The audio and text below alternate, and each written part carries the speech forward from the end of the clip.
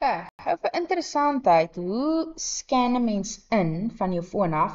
So, laai vir jou Google Lens af en dan is hy soos 'n kameraitjie.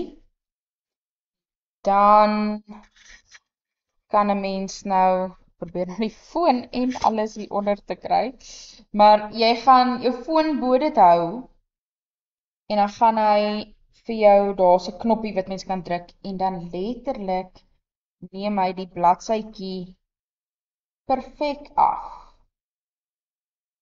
Kyk al, hy neem hom perfek af. Dit lyk nou nie so nie, maar as ek nou daar sê scan all en ek gaan na die volgende bladsy toe. Ek druk my kamera knoppie. Gaan weer na die volgende bladsy toe. Hy is nou sommer net so paar. OK, nou kom ek gaan gou hier in. Ek het nou hier onder knoppie gedruk en daar's 'n mense bladsye.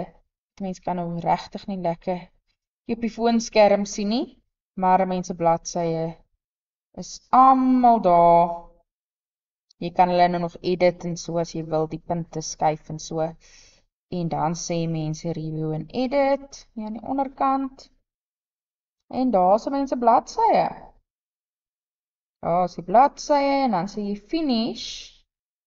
En dan kan jy vir my naam gee en hier is verskillende maniere hoe mens dit kan stoor. Jy kan daar jou naampie intik, eie naampie intik en soos ek sê, daar's verskeie maniere hoe mens kan stoor en dan klik jy op save. En dan is dit gesave.